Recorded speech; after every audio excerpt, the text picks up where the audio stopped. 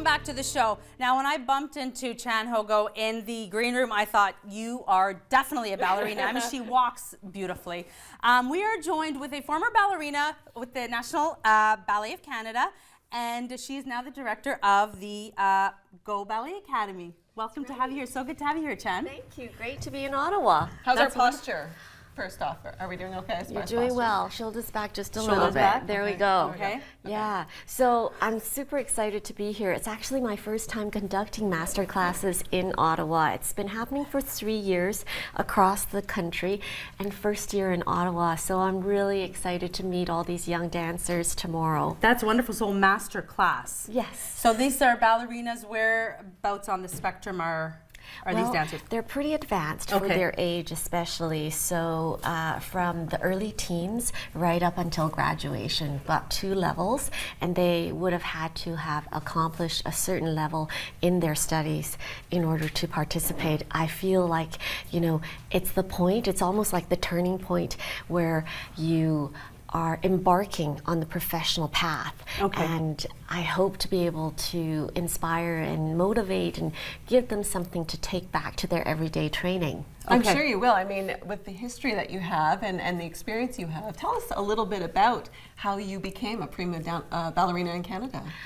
Well, my hometown is Vancouver, so I grew up in Vancouver, and my parents were both principal ballet dancers in China. Oh, really? Wow. Yes, so always knew dance, always seen ballet and beautiful full-length pieces around dancers, and just enamored by artists, the beauty of ballet. So when we immigrated to Vancouver, it was my opportunity then to take up ballet classes. My parents founded the Goh Ballet Academy in the late 70s, and I was one of their first to graduate from the program, and joined the National Ballet, and had this very fortunate career to have been mentored by so many wonderful directors, choreographers, and to have worked with magnificent partners. And so now it's been almost 8 years since my retirement from the stage, and really important for me to give back to the younger generation. Wow. So you danced with the National Ballet for 15 years, is that correct? Or 15 years as a principal dancer, and actually all 21 years with them. wow. Yeah. So lot of beautiful performances. Anything that you just remember as a performance that you'll never forget? You know, many of my debuts were here at the NAC. Always loved coming to Ottawa, and the acoustics, you know, it made the music come alive, you know, and it was so empowering. But I think throughout my career there were key roles that really meant something, and gradually as I progressed as a dancer and grew into a more mature artist, the types of characters changed as well. So in the beginning it would be the pure classical ballets such as Sleeping Beauty and then Swan Lake.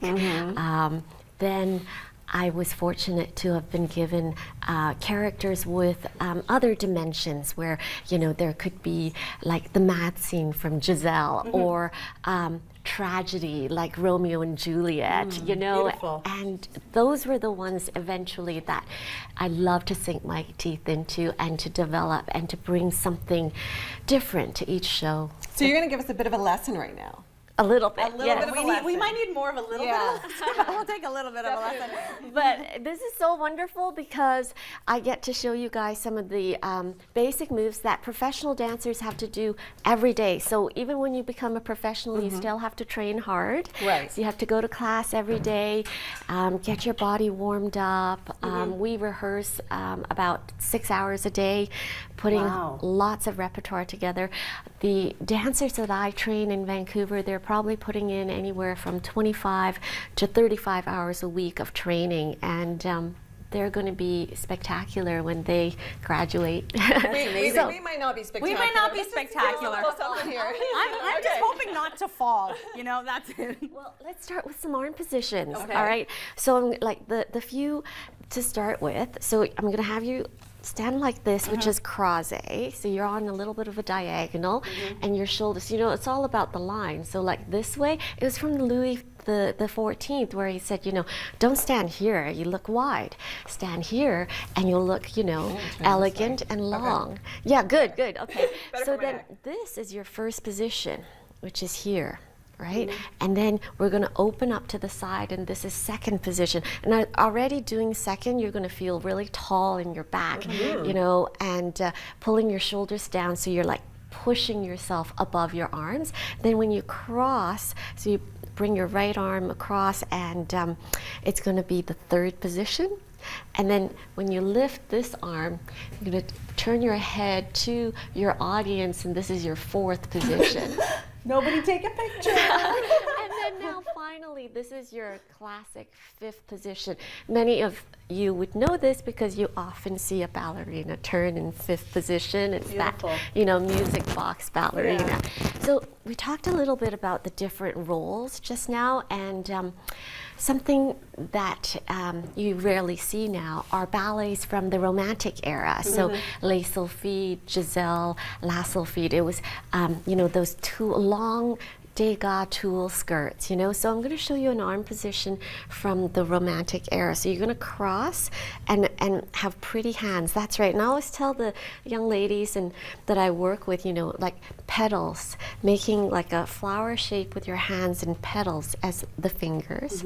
And then, you know, and then ballet grew, and then somebody made Swan Lake, and we're going to do swan arms. So where is your event tonight that people can check out? So I would love, you know, for people to come and join me. I'm not sure if registration's closed yet, so please go onto my website, which is goballet.com, and there's more information, but we're going to be at the Ottawa Dance Center. Wonderful. Beautiful. Beautiful. And I've just realized why I will never, ever be a ballerina. Oh, no.